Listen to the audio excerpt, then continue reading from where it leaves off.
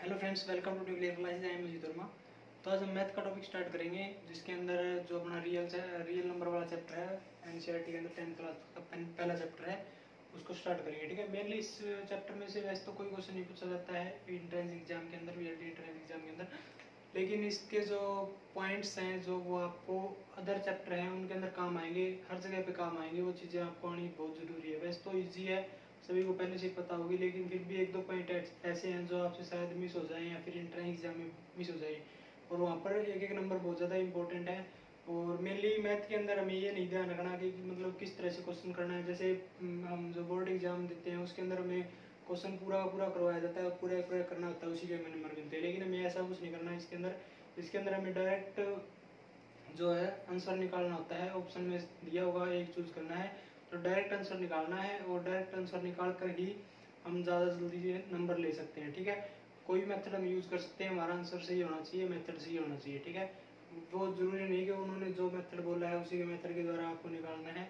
जो भी मेथड आपको सही लगता है, जो सा भी आपको इजी लगता है, उसके द्वारा निकाल निकाल सकते हैं। जैसे कि मैं एक डेमो के लिए क्वेश्चन करवाता हूँ आपको। जैसे कि ये अपना क्वांटिटिकेशन का एक क्वेश्चन है। जैसे ये x square plus 5x plus में 6 इज इक्वल टू 0, इस तरह से कोई भी क्वेश्चन आ जाए और पूछ ले इसके जो मतलब इसके जो रूट है वो बताओ कैसे होंगे। लेकिन हम डिवाइस तो हम इसको कैसे निकालते हैं, एक्स स्क्र इसके टुकड़े करते हैं, फिर इसको ऐसे लिखते हैं 3x माइनस 2x, इस तरह से निकालते हैं। लेकिन हम जो क्वेश्चन हमें जो जिस तरह से निकालने हैं जो एग्जाम के अंदर, उसके अंदर कैसे करना है, जैसे ऑप्शन दिए होंगे उसमें से ऑप्शन चूज करना हमें, और ऑप्शन को इसके अंदर पुट करना है। इस तरह से डायरेक्ट हमारा आंसर निकल जाएगा। तो अलग अलग तरीके हैं, अलग अलग तरीकों से हम इनको कर सकते हैं। ठीक है, हर एक चैप्टर के तरीके होते हैं क्वेश्चन को करने के, एक क्वेश्चन को करने के हजारों तरीके होते हैं, 10 तरीके होते हैं। ठीक है, और उसको उन तरीकों से हमें जितना जल्दी फास्ट हम क्वेश्चन को निकालेंगे उतना ही जल्दी हम बेनिफिट में रहेंगे। ठीक है, तो आज हम पहला चैप्टर स्टार्ट कर रहे हैं और बहुत इंपॉर्टेंट है, इसको समझ लेना थोड़ा सा। और जो मतलब जो बच्चे मेडिकल से नहीं है, नॉन मेडिकल आर्ट या फिर कॉमर्स से हैं, उनके लिए लास्ट चांस है बीएलडी करने का। इसके बाद कोई चांस नहीं मिलेगा आपको, मिलेगा नहीं मिलेगा वो तो अलग बात है, बाद की बातें हैं। लेकिन इस बार फाइनल हो चुका है कि जो 2022 से आगे 2022-23 से है वो 12th मेडिकल वाले ही कर सकते हैं, सिर्फ मेडिकल। ठीक है, 12th मेडिकल बेस वाले। इस बार जो मतलब इस बार 2021 के अंदर कैसा होगा, ऑल स्ट्रीम पे होगा। ठीक है, ऑल स्ट्रीम पे 12th ऑल स्ट्रीम पे। ठीक है, और उसके अंदर जो सिलेबस है वो 10th आएगा। आपको पता है पिछले साल की तरह जो पहले आया था वो उसी तरह से आएगा। और वीडियोस हैं वो आपकी पहले से भी अपलोडेड हैं, और जो मतलब दोबारा भी बना रहे हैं हम साथ साथ में, और वीडियो नई क्वालिटी के साथ, नई मतलब कि कंटेंट के साथ दोबारा से बना रहे हैं। वो पहले वाली वीडियो भी आप देखते रहना साथ साथ में, और जो मतलब रेगुलर पैटर्न के हिसाब से है लिस्ट के अंदर भी, मतलब जैसे आज पहला लेक्चर तो उससे ऊपर वाली सेकंड लेक्चर, उससे ऊपर वाली थर्ड लेक्चर, इस तरह से होगी। सभी वीडियो आपके अवेलेबल है पहले से ही। आज हम दोबारा से जो मैथ का सिलेबस है वो स्टार्ट कर रहे हैं। बायोलॉजी का हमने एक चैप्टर कर लिया है इसके अंदर, लाइव प्रोसेस वाला, उसकी वीडियो भी आप देख लेना। और रेगुलर आपके जो लेक्चर है वो स्टार्ट हो गए हैं, समझ लो आप। ठीक है, और जो भी आपका स्टडी मटेरियल है वो मुझसे कॉन्टैक्ट कर लेना आप। मोबाइल नंबर बताता हूँ मैं, 82 210 993। व्हाट्सएप पे मैसेज करना आप इसके ऊपर। ठीक है, व्हाट्सएप के ऊपर मैसेज करना, और मोबाइल नंबर डिस्क्रिप्शन बॉक्स में भी दे रखा है, वहाँ से भी आप ले सकते हो।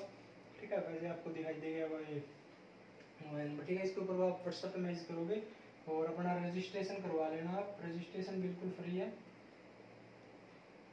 ठीक है, रजिस्ट्रेशन बिल्कुल फ्री है आपका। और जो भी आपको नोट्स वगैरह हैं, जो भी आपके आगे की इन्फॉर्मेशन है वो वहीं से मिलेगी आपको। व्हाट्सएप ग्रुप है, व्हाट्सएप ग्रुप बनाएंगे हम, अभी तो नहीं बनाया है, बनाएंगे तो अगर कुछ भी मतलब ज़रूरी चीज़ें होंगी वो मैं आपको कंफर्म कर दूंगा। ठीक है, आपका कोई किसी भी तरीके से मतलब जो भी बैठेगा उस हिसाब से हम आपको बताते रहेंगे साथ साथ में सारी इन्फॉर्मेशन, और जो भी मटेरियल आपको प्रोवाइड करना होगा वो प्रोवाइड करते रहेंगे। ठीक है, तो ये हो गया अपना इंट्रो थोड़ा सा। तो अब हम चैप्टर पे आते हैं, बाकी बातें हम बीच में करते रहेंगे। और सबसे पहले वीडियो को लाइक कर दो और कमेंट कर दो, बाकी तो रहने दो से, आपका मन करे तो कर देना, लाइक जरूर कर देना। लाइक से क्या होता है कि थोड़ा सा कॉन्फिडेंस आता है, जैसे कि 100 व्यू आए हैं और लाइक आए हैं 10, तो उससे थोड़ा ऐसा बुरा सा फील होता है, लेकिन अगर थोड़े लाइक ज़्यादा हो ना तो अच्छा फील होता है, उससे कॉन्फिडेंस आता है, आपके लिए थोड़ा सा एनर्जी बढ़ती है। तो आप लाइक कर लेना वीडियो को, ठीक है। आज हम स्टार्ट करते हैं पहला चैप्टर रियल नंबर। वैसे पहले ही बना रखा है ये, लेकिन उसकी थोड़ी सी क्वालिटी में आपको थोड़ा सा फर्क मिलेगा, तो दोबारा से बना रहे हैं हम इस वीडियो को। रियल नंबर है पहला चैप्टर। रियल नंबर क्या होता है एक्चुअल में सारे नंबर होते हैं वो रियल नंबर ही में आते हैं। जैसे हम ये चैप्टर का नाम है real number, one by one करके हम देखते हैं सारे जितने भी इसके अंदर टर्म यूज होते हैं वो, ठीक है। सबसे पहले हम बात करेंगे नेचुरल नंबर की। नेचुरल नंबर, ठीक है, हिंदी में बोलते हैं इसको प्राकृत संख्या। प्राकृत संख्या कौन सी होती है? जो एक से स्टार्ट होती है, 1 2 3 4 5 इस तरह चलती जाती है, ये सारी होती है नेचुरल नंबर, ठीक है। ये मतलब कि नेचुरल नंबर है जो नेचर से प्राप्त हुई है। जिस तरह से मैं काउंटिंग स्टार्ट करी थी, जब काउंटिंग स्टार्ट पहले शुरू में 1 से स्टार्ट करी थी, इस तरह से, ठीक है। और उसके बाद क्या हुआ कि ये 9 पे जाकर रुक गई थी, वैसे 9 पे जाकर रुक गई थी, और दोबारा से 1 से स्टार्ट कर दी थी, ठीक है, 1 2 इस तरह से। लेकिन बाद में क्या हुआ कि आपको पता आ रहा है, भट्ट जी ने जो जीरो है उसकी खोज करी थी, ठीक है। उसके बाद इसने 9 के जगह यहाँ से 10 बना दिया था इसको, फिर आगे 11 12 इस तरह से फिर ये आगे काउंटिंग शुरू हुई, ठीक है। तो जीरो का अगर इसके अंदर ऐड कर ले, 0 1 2 3 4 6 7 8 इस तरह से ये चलती गई, और ये कंप्लीट इसको बोलते हैं हम होल नंबर, ठीक है। तो होल नंबर कहाँ से स्टार्ट होते हैं? 0 से, 0 1 2 3 4 5 6 और आगे तक चलेंगे होल नंबर, ठीक है। पहला नेचुरल नंबर, इसके बाद होल नंबर। होल नंबर के अंदर सारे जितने भी टर्म्स दिए हुए आ गई है। उसके बाद हम बात करेंगे इंटीजर की, ठीक है। इंटीजर थर्ड नंबर पे कौन सा आएगा? इंटीजर। जिसको अगर ये पॉइंट्स नहीं पता है पहले, तो वो अपने नोट्स नोट करते जाना साथ साथ में, ठीक है। इसके बाद हम बात करेंगे इंटीजर। इंटीजर, ठीक है। इंटीजर के अंदर इसको बोलते हैं हम पूर्णांक, ठीक है। इंटीजर को बोलते हैं हम पूर्णांक, ठीक है। इंटीजर के अंदर कौन से जब नंबर आएंगे? इंटीजर के अंदर आएंगे जो मतलब पूरा अंक हो, जैसे 1 हो गया, 2 हो गया, 3 हो गया, 4 5 और नेगेटिव में भी हो चाहिए, -1 -2 -3 -4 -5, ठीक है। लेकिन पूरा होना चाहिए, ऐसे नहीं होना चाहिए 1.2 1.5 1.2 इस तरह से नहीं होना चाहिए पॉइंटों में, या फिर रेशनल फॉर्म में नहीं होना चाहिए। वो क्या होगा? वो इंटीजर नहीं होगा। इंटीजर कैसा होना चाहिए? पूरा होना चाहिए। इस तरह से भी दे रखा हो सकता है, कई बार 4/2 दे रखा हो, तो ये क्या होगा? 2 बन जाएगा कट के, तो इस तरह से ये भी एक इंटीजर माना जाएगा, ठीक है। अगर पूरा पूरा कट रहा है तो ये क्या होगा? इंटीजर। इनको जो पॉजिटिव वाले हैं इनको बोलते हैं हम पॉजिटिव इंटीजर, और इनको बोलते हैं नेगेटिव वालों को नेगेटिव इंटीजर, ठीक है। ये हो गए अपने इंटीजर यानी कि पूर्णांक। उसके बाद हम बात करेंगे, नेक्स्ट आएगा अपना ओड नंबर, ठीक है। ओड नंबर, ओड नंबर कौन से होते हैं? जो 2 से डिविजिबल नहीं होते, नॉट डिविजिबल बाय 2, ठीक है। जो 2 से भाग नहीं होते वो क्या कौन से नंबर होंगे? ओड नंबर, ठीक है। इसको बोलते हैं हम विषम संख्या। विषम संख्या जैसे 1 3 5 7 9 11 13 15 इस तरह से, ठीक है। तो ये कौन से हो गए? Odd number. इसके बाद इवन नंबर। इवन नंबर कौन से होते हैं? इवन नंबर जो 2 से भाग हो जाए, डिविजिबल बाय 2, डिविजिबल बाय 2, इसको बोलते हैं सम संख्याएं। सम संख्याएं, ठीक है। ये क्वेश्चन आपको जो है मेनली एपीजीपी वाला चैप्टर नहीं है, अरिथमेटिक प्रोग्रेशन, उसके अंदर ये चीजें आपको काम आएंगी। उसके अंदर ऐसे बता बोल देंगे, find the sum of first 50 natural number, इस तरह बोलते हैं, इस तरह से बोल देंगे 50 नेचुरल नंबर। अगर आपको नेचुरल नंबर का ही नहीं पता तो आप आंसर नहीं निकाल सकते उसका, ठीक है। इसलिए ये चीजें आपकी जरूरी है, इंपॉर्टेंट है, ठीक है।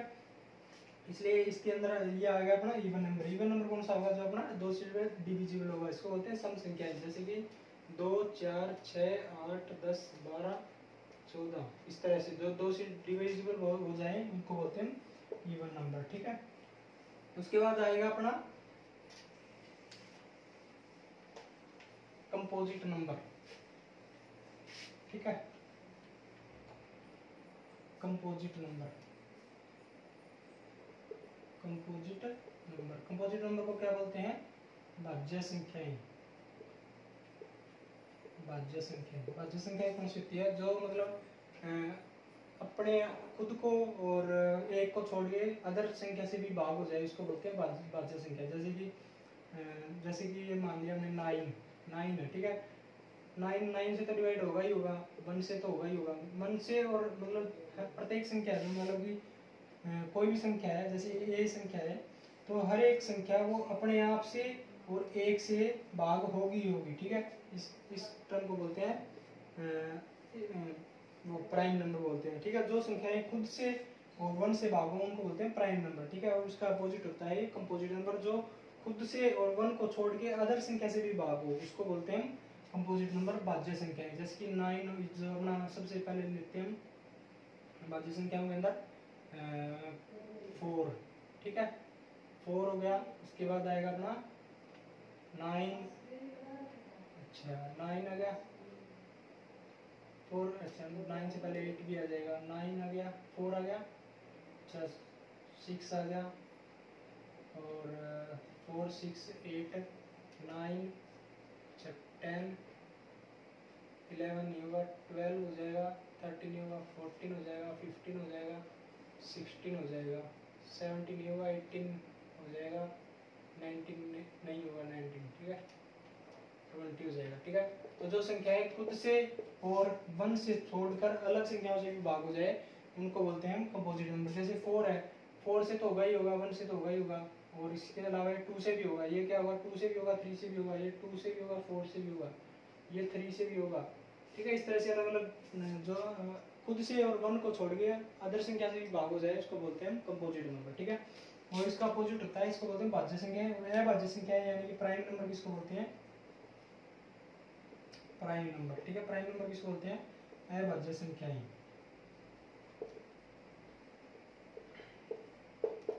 प्राइम नंबर बोलते हैं अभाज्य संख्याएं वो संख्याएं जो डिविजिबल बाय 1 और इटसेल्फ, ठीक है। जो या तो 1 से डिवाइड हो या फिर खुद से भाग हो, उसको बोलते हैं प्राइम नंबर, ठीक है। जैसे कि 2 या तो खुद से होगा या फिर 1 से होगा। उसके बाद 3 या तो 1 से होगा या 3 से होगा, ठीक है। उसके बाद 5 1 से होगा या फिर 5 से होगा। इसके बाद 7 या तो खुद से होगा या फिर 1 से होगा, ठीक है। उसके बाद 8 9 नहीं होगा, इसके बाद आएगा 11, ठीक है। इस तरह से चलता जाएगा 1 से लेके 50 तक। 1 से लेके 50 तक टोटल 15 प्राइम नंबर होते हैं। प्राइम नंबर 1 से लेके 15 तक की गिनती होती है ना, 1 2 3 इस तरह से 50 तक, 1 से 50 तक 15 प्राइम नंबर होते हैं। और 50 से लेके 100 तक इस तरह क्वेश्चन पूछे भी जा सकते हैं एग्जाम में। इस तरह क्वेश्चन डायरेक्टली पूछे भी जा सकते हैं। 50 से लेके 100 तक प्राइम नंबर कितने होते हैं? 10, ठीक है। और टोटल 1 से लेके 100 तक कितने हो गए अपने पास? 25 प्राइम नंबर हो गए, ठीक है। ये इंपॉर्टेंट पॉइंट्स है। वैसे तो आप इनको काउंट करके भी निकाल दोगे, सभी निकाल लेंगे वैसे तो, लेकिन क्या प्रॉब्लम है कि इसके अंदर टाइम आपको ज्यादा लग जाएगा, इसलिए आप इसको याद रख लेना डायरेक्टली, ठीक है। 1 से 50 तक 15 है, 50 से 100 तक 10 है, ठीक है। टोटल 25 अभाज्य संख्या है, यानी कि प्राइम नंबर होती है काउंटिंग के अंदर। आगे बात समझ में। इसके बाद हम बात करेंगे अब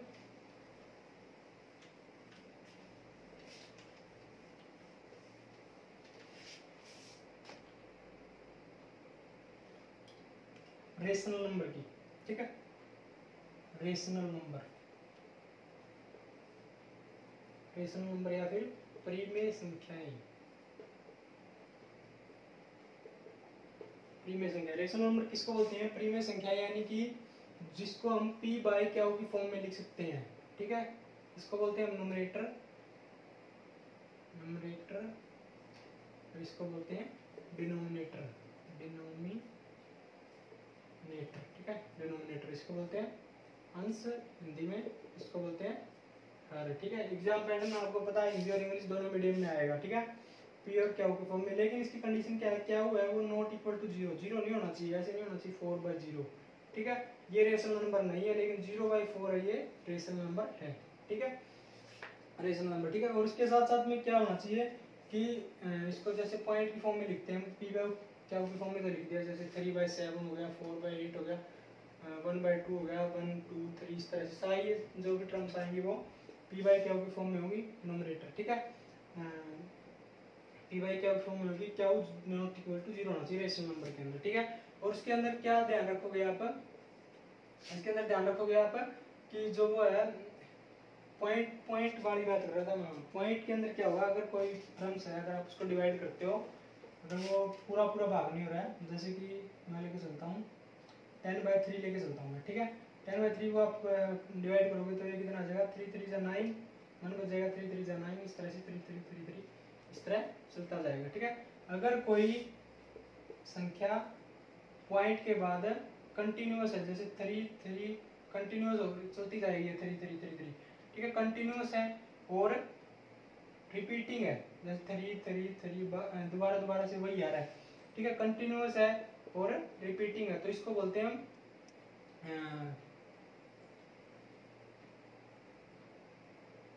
terminating, non terminating, non terminating, terminating and repeating, ठीक है। नॉन टर्मिनेटिंग का मतलब एंड नहीं हो रही है, चलती जा रही है, नॉन टर्मिनेटिंग। टर्मिनेटिंग का मतलब एंड हो जाए इसको बोलते हैं टर्मिनेटिंग, और नॉन टर्मिनेटिंग मतलब जो चलती जाए इसको बोलते हैं नॉन टर्मिनेटिंग, ठीक है। तो नॉन टर्मिनेटिंग है, चलती जा रही है, एंड रिपीटिंग, दोबारा दोबारा रिपीट हो रहे हैं आगे से, तो इसको इस तरह की अगर ये कंडीशन आपकी आ जाए नॉन टर्मिनेटिंग एंड रिपीटिंग, तो ये कौन सी संख्या होगी, होगी रेशनल नंबर, ठीक है, इसको बोलेंगे रेशनल नंबर, ठीक है। और अगर इस तरह से पूरा पूरा भाग हो जाए, जैसे कि ये मान लो 15/2 है, ठीक है, इसको काटोगे तो आप 7.5 आ जाएगा, तो पूरा पूरा हो गया ये, 5 के बाद आगे बंद हो गया, आगे कंटिन्यूस नहीं है, 5 पे पूरा पूरा हो गया, ठीक है। तो ये हो गया टर्मिनेटिंग एंड नॉन टर्मिनेटिंग हो गया, तो नॉन रिपीटिंग तो अपने मतलब नॉन रिपीटिंग एंड टर्मिनेटिंग, तो ये भी कौन सी होगी, रेशनल नंबर, ठीक है। और नॉन टर्मिनेटिंग एंड रिपीटिंग आइए समझिए, ये गए रेशनल नंबर। रेशनल नंबर को पी बाय क्या की फॉर्म में लिखा जाता है इस तरह से, ठीक है। इसके बाद इरेशनल नंबर,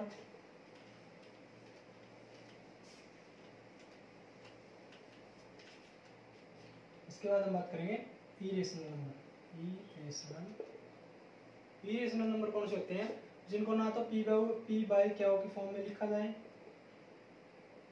पी बाय क्या की फॉर्म में ना लिखा जाए इसको, ठीक है। और साथ में क्या होगी, जिस तरह से जो सिंबल्स वगैरह हम यूज करते हैं, जैसे पाई हो गया, पी हो गया, अच्छा अंडर रूट के अंदर कोई भी टर्म्स आ गई, √3 √4 √2, ठीक है, इस तरह से अंडर रूट कुछ भी आएगा, तो अंडर रूट के अंदर कोई भी टर्म्स आ गई, और पाई हो गया, ई हो गया, अच्छा ये वाली टर्म्स कौन सी होती है, इरेशनल नंबर होती है, ठीक है। लॉग के अंदर भी, लॉग के अंदर भी जो भी टर्म्स आएंगी, ठीक है, लेकिन लॉग के अंदर आपको देखना पड़ेगा, अगर इस तरह से हो log 10 हो तो log 10 की वैल्यू 1 होती है, इस तरह से आप सोल्व करने के बाद अगर उसका रूट पूरा पूरा नहीं भाग हो रहा है तो वो इरेशनल नंबर होगी। जिस तरह से इसके अंदर ऐसे दे दिया आपको √4, तो इसको आप कैलकुलेट करोगे तो ये 2 आ जाएगा, ठीक है। 2 क्या होगा, रेशनल नंबर होगा, ना कि इरेशनल, ठीक है। √4 को आप इस तरह से कैलकुलेट करोगे, इस तरह से अगर √3 रखा तो वो क्या होगा, इरेशनल नंबर। आगे बात समझिए, ठीक है। तो ये हो गया इरेशनल और रेशनल नंबर। इरेशनल नंबर के अंदर क्या होगा, इरेशनल नंबर जैसे पाई वाला एग्जांपल देता हूँ मैं आपको। पाई की वैल्यू हम क्या लिखते हैं, मेनली पाई की वैल्यू लिखते हैं 22/7, ठीक है। ये वैल्यू एक्चुअल में रियल वैल्यू नहीं होती है, अप्रोक्स वैल्यू होती है, ठीक है।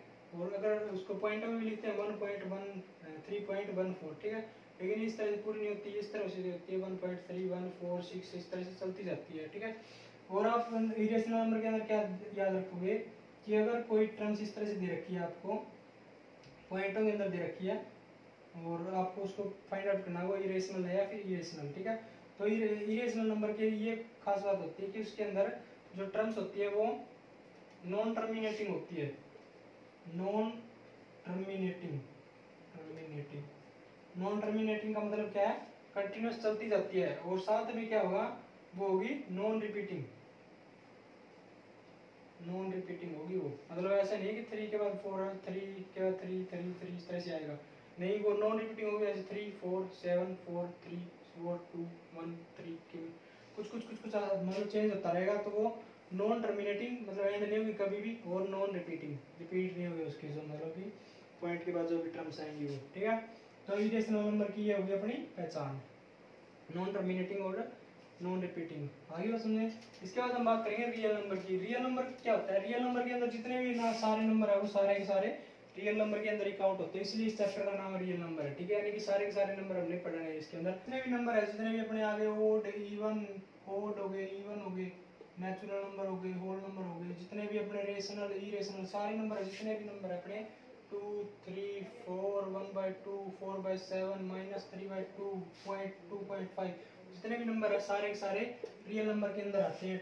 22/7 कुछ भी हो, चाहे वो रेशनल हो इरेशनल हो, सारे नंबर रियल नंबर के अंदर आते हैं जो एक्चुअल में वास्तविक होते हैं। वास्तविक रियल नंबर का मतलब ये होता है वास्तविक संख्याएं। ठीक है, इसका हिंदी मतलब होता है वास्तविक संख्या, यानी कि जो रियल में एग्जिस्ट करती हैं। कुछ चीजें, कुछ जो टर्म्स है वो रियल में एग्जिस्ट नहीं करती, उनको आपको पता चल जाएगा। जैसे कि कभी भी अंडर रूट के अंदर नेगेटिव नहीं हो सकता कोई भी साइन, कभी भी अंडर रूट के अंदर नेगेटिव नहीं आ सकता। ठीक है, तो इस तरह की चीजें जो ये इस तरह क्वेश्चन आते हैं जो आपकी क्वाड्रेटिक इक्वेशन होती है उसके अंदर, जहाँ आप ऐसे निकालते हो b² - 4ac, ठीक है, इज इक्वल टू डी होता है ये।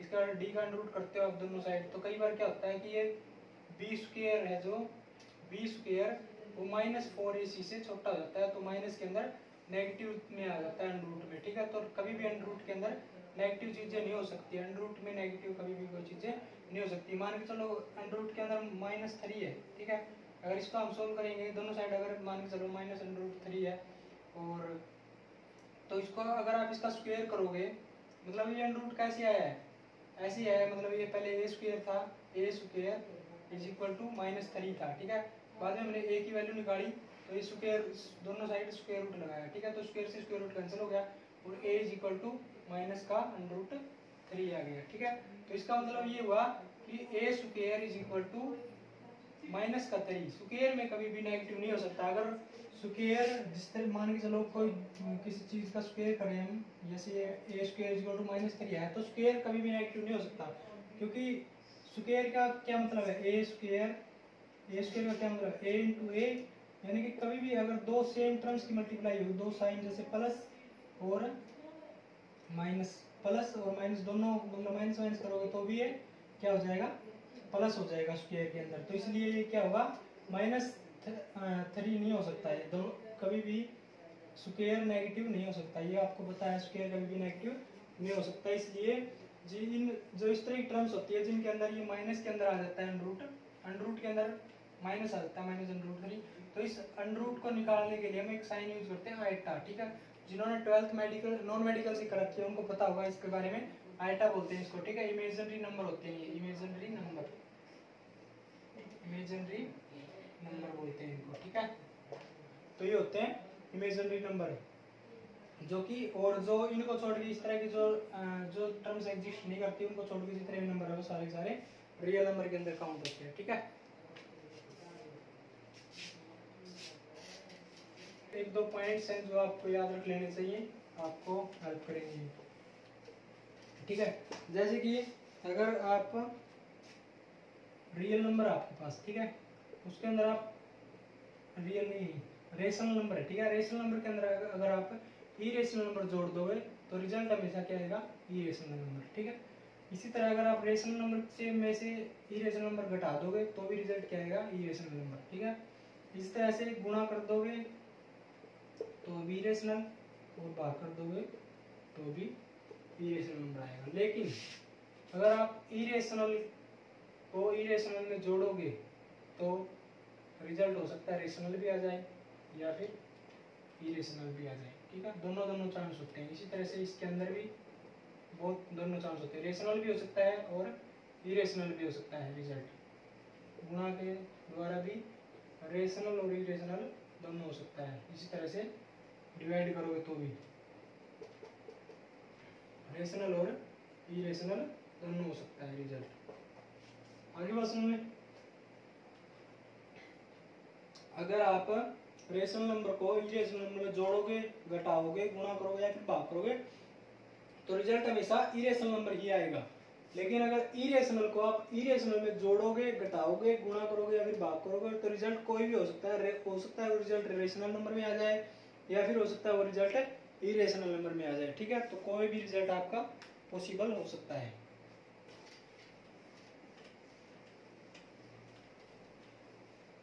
ठीक है, आगे देखते हैं हम। हाँ, एक और ये पॉइंट है कि ये भी पूछा जा सकता है, जो मतलब एनसीईआरटी में भी दे रखा है कि अगर इस तरह से कोई टर्म दे रखी है आपको 5 6 4 3 बाय 2 6 2 5 5, इस तरह से कोई भी टर्म दे रखी है आपको इस तरह से, तो इसको चेक करना है आपको कि ये टर्मिनेटिंग है या फिर नॉन टर्मिनेटिंग है। ठीक है, रिपीटिंग है या फिर मतलब टर्मिनेटिंग है या फिर नॉन टर्मिनेटिंग है, ये आपको चेक करना है। ये क्वेश्चन भी दे रखा है, तो आपको क्या चेक करना है, डायरेक्ट आपको डिनोमिनेटर लेना है, उसके टुकड़े करने हैं और देखना है कि 2 और 5 उसके अंदर आ रहा है कि नहीं। अगर 2 और 5 है, ओनली 2 और 5 है, तो ये क्या होगा, नॉन टर्मिनेटिंग होगी। अगर इसके अलावा भी कोई टर्म आगे जैसे 3 आ गया, 4 आ गया, या फिर 4 तो मतलब 2 ही हो गया, ठीक है, 3 आ गया, फिर 7 आ गया, इस तरह से कुछ भी टर्म्स आ गई 2 और 5 को छोड़ के, तो वो क्या होगी, नॉन टर्मिनेटिंग। नॉन टर्मिनेटिंग यानी कि वो कंटिन्यूअस चलती जाएगी। 2 और 5 में ऐसा क्या है कि जो मतलब कि इसको ले रहे हैं हम 2 और 5 को, आप एक बात सोचो कि कोई भी टर्म्स हो, मान लिया हमने 13 मान लिया, 17 मान लिया, या फिर 21 मान लिया, ठीक है, ये 3 टर्म्स हम एग्जाम्पल के तौर पे लेके जा रहे हैं, और इसको नीचे लिख दिया हमने 2, सबके नीचे 2 लिख दिया।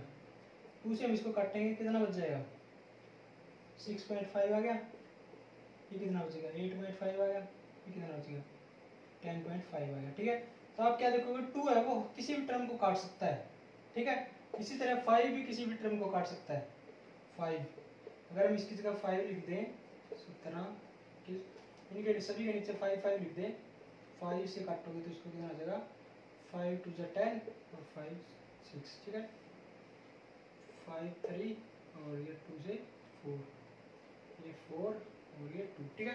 तो 5 और 2 एक ऐसी संख्या है जो किसी भी टर्म को काट सकती है, ठीक है, और अगर इसके अंदर सिर्फ 2 और 5 आ रहे हैं तो इसका मतलब इसको ये काट देंगे किसी ना किसी टर्म पे, ठीक है, तो ये नॉन टर्मिनेटिंग हो जाएगा, नॉन टर्मिनेटिंग यानी कि ये बंद हो जाएगा पॉइंट के बाद, ऐसे लग के 2 4 पॉइंट उसके बाद ये बंद हो जाएगा, ठीक है, पूरा पॉइंट पूरा कट जाएगा, तो ये होता है नॉन टर्मिनेटिंग। अगर 2 और 5 के अलावा भी कोई टर्म आ रही है इसके अंदर, जैसे 7 और आ गया, जैसे ये तो आते ही हैं, ठीक है, इसके बाद 7 और आ गया, तो क्या देखोगे 7 है वो मतलब ऐसा नहीं कि रिपीट नॉन टर्मिनेटिंग हुआ, तो वो क्या होगा, वो किसके अंदर आ जाएगा, टर्मिनेटिंग के अंदर। क्या उल्टा बता दिया क्या मैंने, हाँ ये उल्टा बता दिया, ये क्या होगा, ये हो जाएगा आपका टर्मिनेटिंग, ठीक है, टर्मिनेटिंग हो जाएगी ये, ठीक है। अगर इसके अंदर 2 और 5 आ रहा है तो ये क्या हो जाएगा, टर्मिनेटिंग, और इसके साथ में अगर कुछ अलग टर्म आगे जैसे 3 आ गया, 7 आ गया, तो ये क्या हो जाएगा, नॉन टर्मिनेटिंग, ठीक है, एंड न्यू बाय चलता जाएगा इस तरह से लगातार। आगे बस में टर्मिनेटिंग और नॉन टर्मिनेटिंग चेक करने का मेथड था। 2 और 5 नीचे वाला जो भी दे रखा हो आपको उसके टुकड़े बनाने 2 और 5 के रूप में, ठीक है। अगर 2 और 5 से अलग कोई भी टर्म बच रही है तो इसका मतलब वो नॉन टर्मिनेटिंग है, अगर 2 और 5 पूरा है तो इसका मतलब वो टर्मिनेटिंग है, एंड हो जाएगी इसकी डिवीजन, ठीक है। नेक्स्ट देखते हैं हम,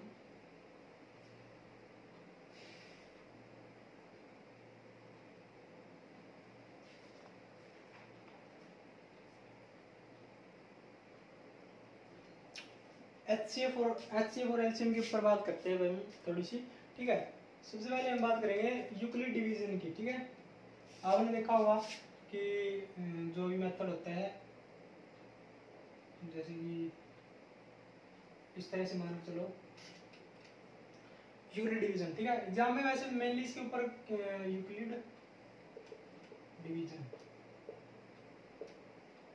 एग्जाम के अंदर, इसके अंदर मेनली क्या होगा कि आपको ये पूछा जाएगा कि यूक्लिड डिवीजन HCF निकालने का तरीका कौन सा है इनमें से, ठीक है। यूक्लिड डिवीजन किस लिए यूज किया जाता है, ठीक है, ये पूछ लिया जा सकता है, यूक्लिड डिवीजन किस लिए यूज किया जाता है, ठीक है। तो यूक्लिड डिवीजन किसके लिए यूज किया जाता है, HCF के लिए, ये एग्जाम में पूछा जा सकता है क्वेश्चन, इंपॉर्टेंट क्वेश्चन है, ठीक है। तो यूक्लिड डिवीजन किसके लिए यूज किया जाता है, HCF निकालने के लिए। मेथड आपको पता ही है कैसे निकालते हैं, जैसे हमने निकालना है 18 का, 18 और 6 का, 18 और 3 का निकालना है यूक्लिड डिवीजन से HCF, ठीक है। कैसे निकालोगे, 18 लिख दिया, 3 लिख दिया, ठीक है, 3 से बढ़िया 6 6 3 18, 6 3 18, 6 3 18, ठीक है। तो 0 बच गया, ठीक है। तो ये डायरेक्टली निकल गया 3। लेकिन अगर इस तरह से हो, जैसे कि मैं मान लेता हूँ 4 और 17, ठीक है, ये मान लिया। इसका निकालो वही यूक्लिड डिवीजन से। यूक्लिड डिवीजन से कैसे निकालोगे? 17 से 4 से करोगे आप, 4 चौके 16, यह बच जाएगा 1। 1 को करोगे फिर 4 से, ये 1 बचा था ना, ये क्या बचा था आपका? रिमाइंडर बचा था, ठीक है। इसको क्या करोगे आप? इसको बना दोगे आप डिवाइडर, और जो ये आया था ये आ गया, ये यहाँ जाएगा, ठीक है। इसको क्या बोलते हैं? डिवीजर। इसको क्यूसेंट बोलते हैं, इसको रिमाइंडर बोलते हैं, ठीक है। ये जो भी है, मतलब ये 4 यहाँ जाएगा, ठीक है। इसको फिर आप 4 से डिवाइड करोगे और ये 0। इसका एचसीएफ कितना आ जाएगा? 1, ठीक है। तो ये आ गया 1, ठीक है। एचसीएफ से याद आ गया, एक टर्म और रहेगी थी अपनी को प्राइम नंबर। को प्राइम नंबर, ठीक है। को प्राइम नंबर कौन से होते हैं? जिनका एचसीएफ 1 आ जाए, जिनका एचसीएफ 1 आ जाए इसको बोलते हैं हम को प्राइम नंबर। जैसे कि 3 और 4 का एचसीएफ निकालोगे तो 1 आएगा, 4 और 9 का निकालोगे तो कितना आएगा? 1 आएगा, ठीक है। तो जिनका भी एचसीएफ 1 आए तो उसको बोलते हैं को प्राइम नंबर। आगे बात सुन।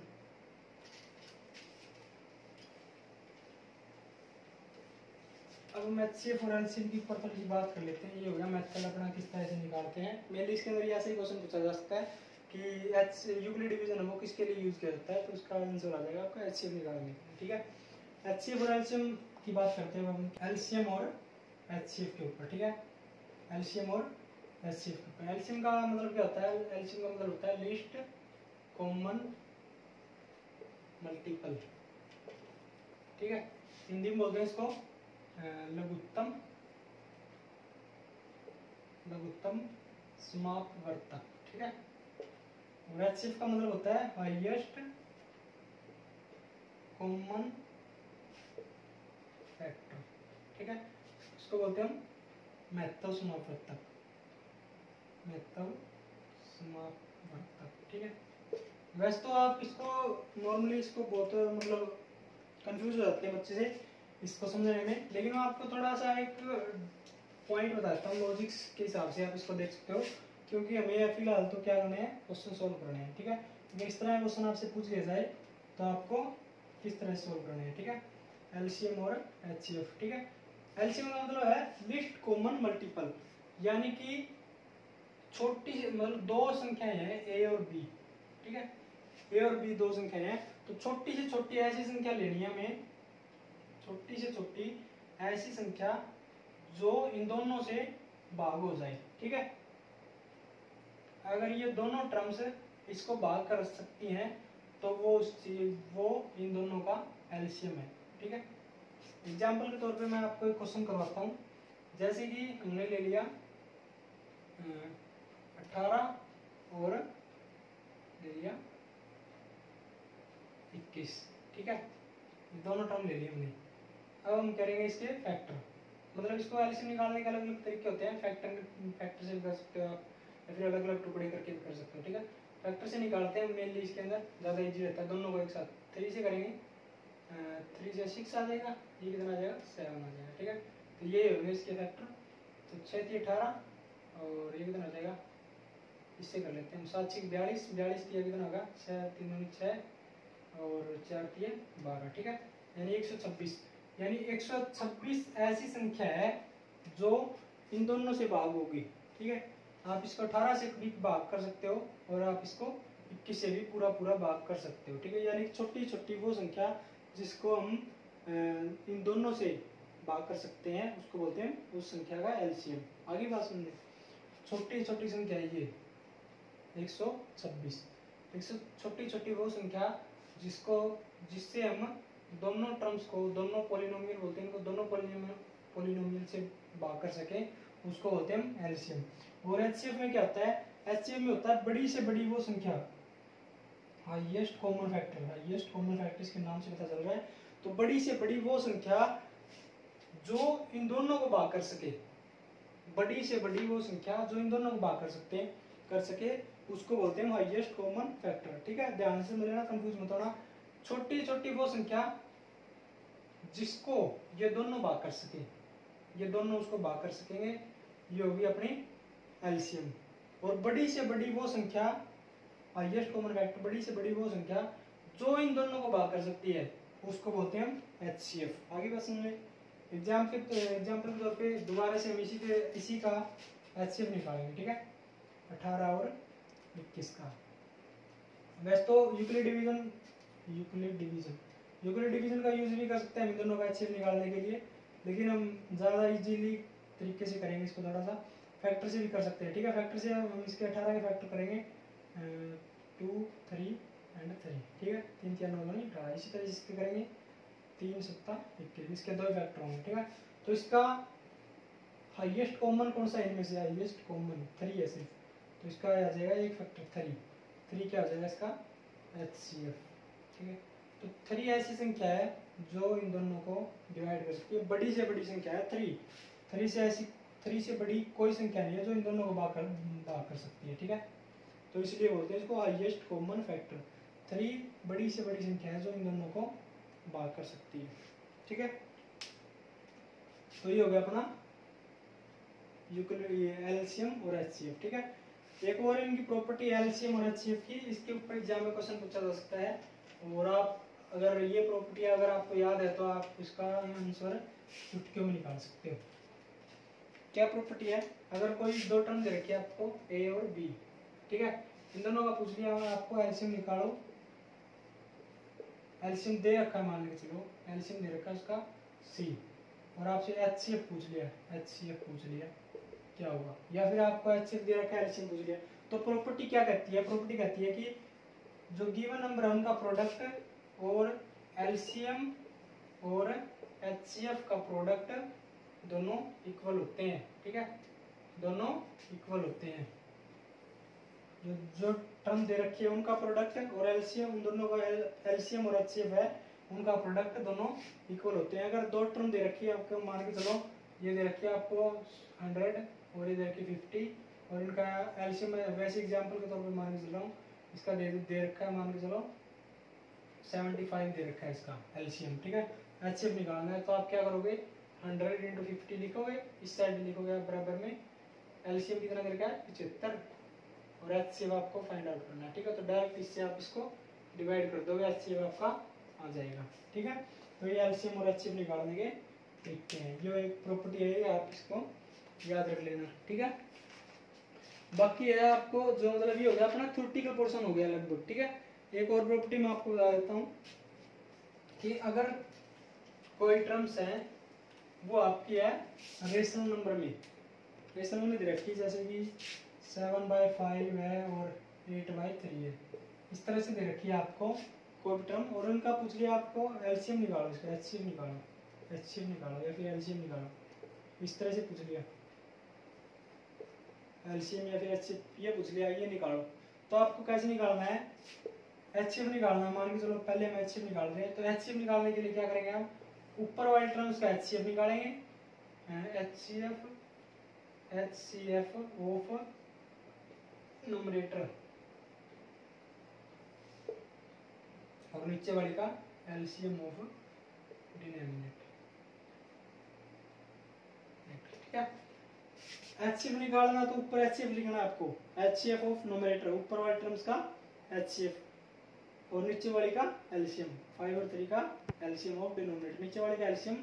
अगर एचसीएफ निकालना है तो ऊपर एचसीएफ आ जाएगा, नीचे एलसीएम आ जाएगा, और एलसीएम निकालना है तो ऊपर एलसीएम आ जाएगा, LCM of numerator and HCF of denominator, यानी कि अगर एलसीएम निकालना है तो ऊपर एलसीएम आ जाएगा, नीचे एचसीएफ आ जाएगा, और अगर एचसीएफ निकालना है तो ऊपर एचसीएफ और नीचे एलसीएम, ठीक है। इस तरह से निकालना है आपको, ठीक है। ये मेनली आज का लेक्चर थ्योरेटिकल लेक्चर था, कल हम इसके क्वेश्चन करेंगे इंपॉर्टेंट्स जो कि मतलब एग्जाम में पूछे जाते हैं, और पहले भी इसकी वीडियो बनी हुई है, आप उसको देख सकते हो एक बार, आपको बहुत ज़्यादा कॉन्फिडेंस हो जाएगा, इस चैप्टर में से कुछ भी पूछ लिया जाएगा आपको, जो भी मतलब पूछा जा सकता है इस लेवल तक, जो भी पूछा जा सकता है वो मैं आपको करवा दूंगा, पहले भी करवा रखा है, ठीक है। तो उसकी टेंशन मत लेना आप, जो मतलब नेक्स्ट वीडियो आएगी उसके अंदर हम इसके क्वेश्चन डिस्कस करेंगे, किस किस टाइप के, एक्चुअल में सारे क्वेश्चन नहीं करेंगे, टाइप डिस्कस करेंगे, डिफरेंट टाइप, और उस टाइप्स के हिसाब से ही हम आगे क्वेश्चंस करेंगे, ठीक है। तो वो क्वेश्चंस आपको करने हैं, ट्राई करने हैं, और प्रैक्टिस के लिए मैं आपको दे दूंगा साथ साथ में। तब तक के लिए आप रजिस्ट्रेशन करवा लेना मेरे पास, ठीक है। नीचे लिंक डाल रहा हूँ मैं रजिस्ट्रेशन फॉर्म का, तो वो करवा लेना अगर आप 12th पास आउट हो तो, और नहीं हो तो भी कोई दिक्कत नहीं है। तो नीचे डिस्क्रिप्शन बॉक्स में एक लिंक है, उसके ऊपर जाके आप अपना फॉर्म फिल कर दो। मतलब फॉर्म ऐसे नहीं है, वो ऑनलाइन नहीं है, वो आप डाउनलोड करना पड़ेगा आपको। वो डाउनलोड करके आप उसको प्रिंट निकलवा सकते हो, या फिर उसको ऑनलाइन भी एडिट कर सकते हो आप। जो अपनी डॉक्यूमेंट की फाइल है, वो डॉक्स फाइल है, अगर किसी के फ़ोन में ओपन नहीं होती है तो एक ऐप है गूगल डॉक्स, ठीक है। ऐड नहीं कर रहा हूँ इसकी, कभी ये सोचो, इनको तो ऐड करवाने की जरूरत भी नहीं है। गूगल डॉक्स ऐप है, प्ले स्टोर से डाउनलोड कर लेना, उसके अंदर वो फाइल खुल जाएगी आपकी, ठीक है। उसके अंदर आप एडिट भी कर सकते हो उसको, ठीक है। तो उसको एडिट कर लेना आप, और फिर उसको सबमिट करवा लेना, मेरे पास व्हाट्सएप पे भेज देना, ठीक है। कोशिश करना कि आप उसको इसी फाइल में एडिट करके भेजो, डॉक्यूमेंट की फाइल में ही।